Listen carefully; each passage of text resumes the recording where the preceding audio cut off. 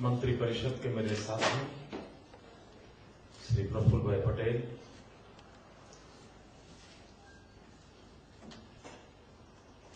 केंद्र सरकार से पधारे हुए श्रीमान छाबड़ा जी,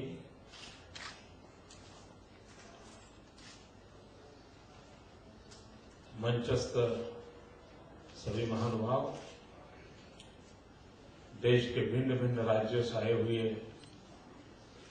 सभी वरिष्ठ अधिकारी महोदय और सभी मेरे साथी मित्रों, इस कॉन्फ्रेंस के लिए पधारे हुए आप सबका गुजरात की धरती पर मैं स्वागत करता हूं।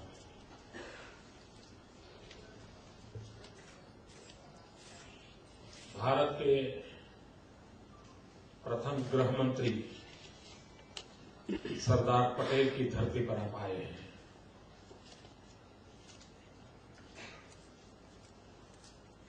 और तब से लेकर के आज तक इस क्षेत्र में अनेक विधेयक विषय समय समय पर विकसित हुए हैं।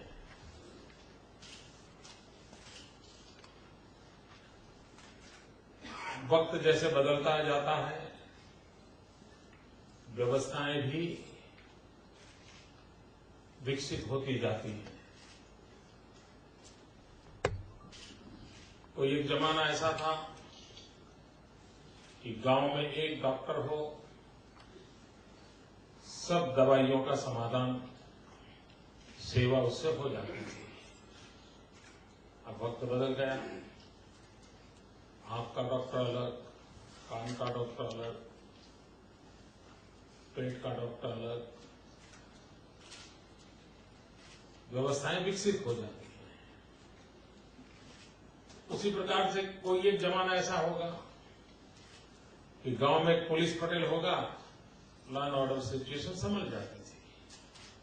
वक्त बदल गया, अनेक व्यवस्थाएं विकसित करनी पड़ी, अनेक अनेक डिपार्टमेंट नए बनते चले जा रहे हैं, अनेक अनेक फैकल्टी जाती चली जाएगी। अब उसी दायरे में एक पुलिस की अनेक गतिविधियों का एक महत्वपूर्ण हिस्सा बना है पुलिस वेलफेयर, उसमें भी पुलिस हाउसिंग एक महत्वपूर्ण काम डिपार्टमेंट का बना है। और उसमें अगर मिल बैठ करके बातें होती हैं, अलग अलग राज्यों के एक्सपीरियंस शेयर होते हैं, कभी कभी फाइनेंस के कारण रुकावटें आती हैं, कभी कभी लीडरशिप के अभाव में भी रुकावट आती है, कभी स्ट्रेटेजी गलत हो जाती है, उसके कारण रुकावटें आती हैं। लेकिन जब बैठते हैं तो सोचते हैं तो ध्यान में आता है कि भाई हाँ, दूसरा नागालैंड में ऐसा किया था, हम भी शायद अगर उस प्रकार से करें तो अच्छा हो जाएगा। केरल में ये किया था, हम भी ऐसा करें तो शायद अच्छा हो सकता है। सबके अपने अपने एक्सपीरियंस होते हैं, हर एक के अपने अपने इनिशिएटिव होते हैं, और ज्यादातर शेयरिंग ऑफ एक्सपीरियंस जो है वो हमें निर्णय करने के लिए एक बहुत बड़ा विश्वास देता है, एक कॉन्फिडेंस लेवल बढ़ जाता है। हाँ यार, ये हो सकता है, ऐसा ही हो सकता है।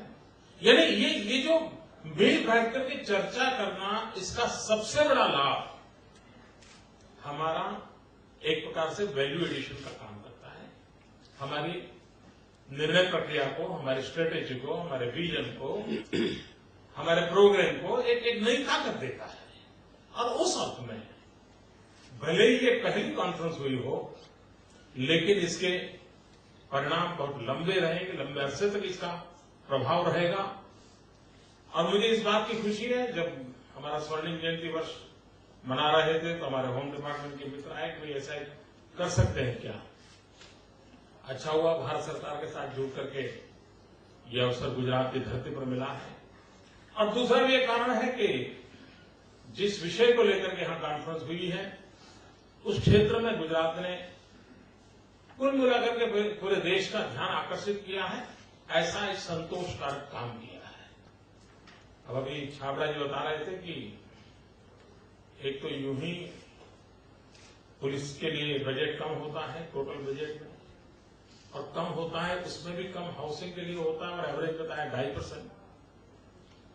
शायद गुजरात के मित्रों को मालूम नहीं होगा, गुजरात में ये बजट 10% है, हाउसिंग का बजट 10%। अब देश की एवरेज कहां है और गुजरात कहां खड़ा है? और उसका मूल कारण है कि अगर हम लॉ एंड ऑर्डर की बातें करें, बाकी 50 चीजें करें, लेकिन जो हमारे हाथ पैर है,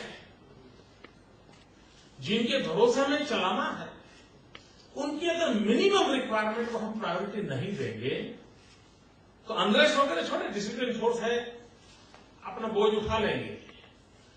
लेकिन मानवता की दृष्टि से भी, व्यवस्थाओं के विकास की दृष्टि से भी, और राज्य का काम सिर्फ यूनिफॉर्म वाले पुलिस को देखना है नहीं है, राज्य का काम उस पुलिस को ताकत देने वाले उसके परिवार की तरफ भी देखने का होता है। और इसलिए जब हाउसिंग की व्यवस्था को जब मैं देखता हूं तो मैं यूनिफॉर्म में खड़े हुए इस जवान को सिर्फ नहीं देखता, मैं उसके पीछे उसके पूरे परिवार को देखता हूं। उसके बच्चों की पढ़ाई की चिंता होती है, उनके स्वास्थ्य की चिंता होती है, और ये सारी व्यवस्थाओं के लिए एक रूफ ये पहला कदम होता है। मैं पिछले दिनों पुलिस के कोई वेलफेयर के इवेंट में जब भी गया हूं तो मैंने कुछ विषय रखे हैं उनके सामने, और उस दिशा में गुजरात में प्रयास भी हुए। और हम चाहते हैं कि पुलिस हाउसिंग में जैसे टेक्नोलॉजी नहीं लाने की आवश्यकता है, अब तो टेक्नोलॉजी इस प्रकार से आ रही है कि बहुत तेजी से। अभी मैं मलेशिया में जो काम हुआ उसका एक अध्ययन कर रहा था, और वहां के उस लोगों के साथ मुझे चर्चा करने का अवसर मिला। वे एवरेज अगर 1000 मकान के बल्क का काम हो और शुरू करें तो उन्होंने जिस टेक्नोलॉजी को डेवलप किया है वो 1.5 दिन में एक मकान खड़ा कर देते, 1.5 दिन में एक, ये स्पीड है। अब हम भी इस प्रकार की टेक्नोलॉजी को कैसे चेंज करें? उसी प्रकार से बड़े शहरों में ज्यादा रिक्वायरमेंट होती है, और बड़े शहर में जमीन सबसे बड़ा संकट होती है। तो ऐसी कैसी व्यवस्था विकसित की जाए कि ताकि जमीन कम भी हो तब भी हम इस रिक्वायरमेंट को पूरा करें। तो इन सारे सवालों के जवाब एक इंटीग्रेटेड कोऑर्डिनेटेड एफर्ट्स होते हैं, तब जाकर के हम जवाब खोज पाते हैं, और उस दिशा में प्रयास करना चाहिए। उसी प्रकार से ग्लोबल वार्मिंग की बड़ी चर्चा होती है, और हमारे देश का दुर्भाग्य रहा है कि हम भी कभी कभी न सोचे न समझे दुनिया की नकल करने में बड़े ही माहिर रहते हैं। अब यूरोप के लोग मकान बनाते हैं, उनको शीशे लगाने पड़ते हैं, क्योंकि बड़ी मुश्किल से महीने में 1 दिन सूरज निकलेगा, एक खबर आती है कि फलानी तारीख को सूरज निकलने की संभावना है। तो घर के किसी भी कोने से सूरज का प्रकाश घर में आ जाए, इसके लिए वो बड़े लालायित रहते हैं। और उसके कारण वहां पर जो हाउसिंग, उनका आर्किटेक्चर, उनका डिजाइनिंग जो भी डेवलप हुआ, वो उस प्राथमिक मुद्दे को लेकर के रहा कि भाई सूरज की किरण घर में कैसे आए। अब हम यहाँ परेशान हैं, 24 घंटे गर्मी से तपते रहते हैं, और सूरज इतना दिन में यहाँ निकल के रहता है कि फिर हम भी बना देते तो वैसा ही मकान, शीशे लगा देते हैं, जितना कर देते हैं, और फिर जब धूप आती है तो एक कर्टन नहीं चलता, दूसरा कर्टन, दूसरा नहीं तो तीसरा कर्टन, बड़ा ऑफिसर तो बड़ा कर्टन, छोटा ऑफिसर तो छोटा कर्टन। पीछे ज्यादा आ गए। आप ये चीजों को बदल नहीं सकते क्या? कि भाई हमारा एनवायरमेंट अलग है, हमारा वेदर कंडीशन अलग है, हमें किस प्रकार के आर्किटेक्चर की जरूरत है। और इसलिए इन सारे विषयों पर हमने अब इवन जेल, मैंने हमारे हाउसिंग के लोगों को कहा था, मैंने कहा देश भर में कंपटीशन करनी चाहिए, आर्किटेक्चर को बोलना चाहिए कि आधुनिक युग में जेल कैसे होनी चाहिए। आज सारे मानव की तरफ देखने का दृष्टिकोण बदल चुके हैं। अब अंडमान निकोबार वाला जमाना नहीं रहा। तो अगर वो हमें बदलना है तो हम कंपटीशन करें, देश भर के आर्किटेक्चर को इन्वाइट करें कि भाई बताइए जेल के मॉडल क्या होने चाहिए, किस प्रकार का डिजाइनिंग होना चाहिए, और फिर जो नया कंस्ट्रक्शन करें उस दिशा में करें। कम से कम उसको शुद्ध हवा, प्रकाश, उसकी जिंदगी के साथ जुड़ी हुई चीजें हैं।